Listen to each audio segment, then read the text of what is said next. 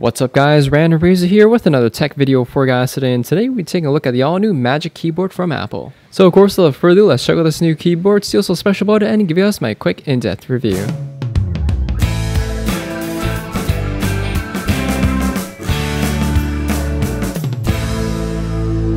So the keyboard comes in your traditional Apple premium cardboard packaging here. Anyways, let's just slice open the shrink wrap and see what we get. So it looks like the keyboard just slides out, which is a little bit different from the previous Apple wireless keyboard. You do have a bit of packaging on the top.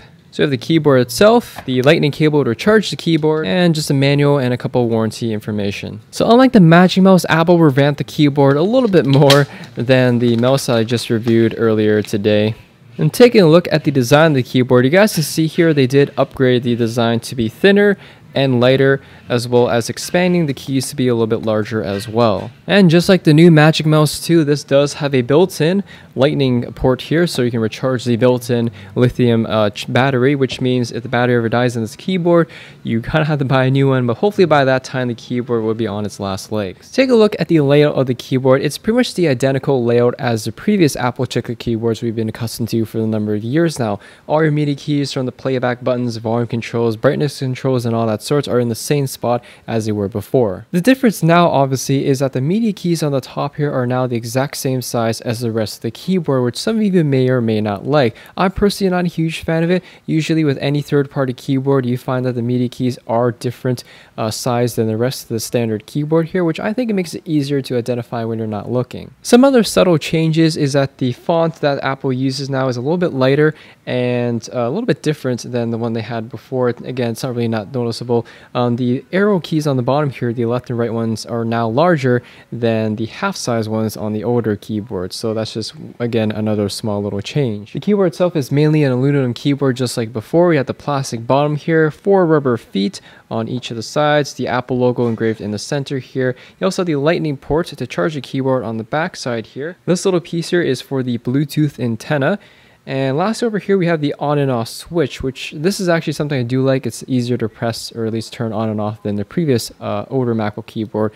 One of the features I wish the Apple wireless keyboard had is backlighting, and here's a quick example with the Moshi Luna keyboard here, which is designed for Mac. We fire up the backlighting here, makes a pretty big difference, not only aesthetically but also functionality when you're typing in at night. The most important thing, of course, is typing. What does this keyboard feel like? Well, the best way to know for sure is also to go to the store and try it yourself. But the best way to describe it is for those of you who use the new MacBook keyboard, it's very similar. It doesn't have that butterfly mechanism, but it does replicate it very well. So basically what that means is the keys have less travel when you're pressing it to actuate when you press down on the key. And this new system also allows each individual key to press down flat versus a wobble. For example, when you press down the shift key here on the far left, the whole key is going to press down flat versus on an angle like the older keyboard.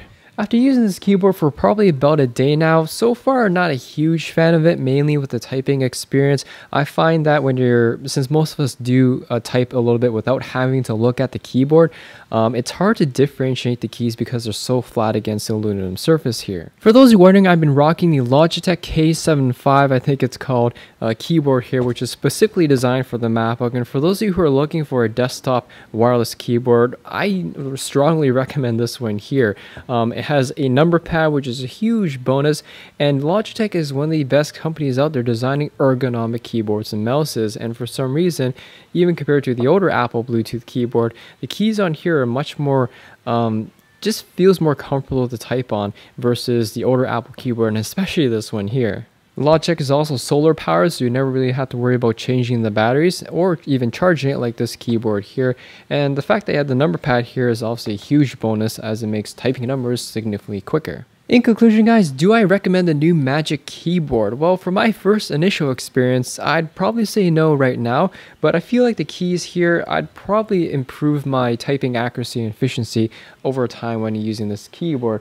But as of right now, I still have to say the Logitech keyboard that I have here is a much better desktop keyboard. So unless you're planning on carrying a keyboard around, this one is definitely the way to go, as I find this really comfortable to type on, has a number pad and everything, and also solar powered, so you never really have to worry about about changing the battery. With the Apple keyboard here, is it worth upgrading? Honestly, if there's nothing wrong with your current Apple Bluetooth keyboard, I wouldn't really recommend it, as these are very high priced at $99 or $129 in Canada here. Anyways, thanks for watching, guys. Hope you all enjoyed the video, and hopefully this video helps you out a little bit in terms of whether or not you should upgrade to the new Magic Keyboard. If you guys have any questions or comments about this, ask me in the comment section there down below, and I'll see you on the next vid.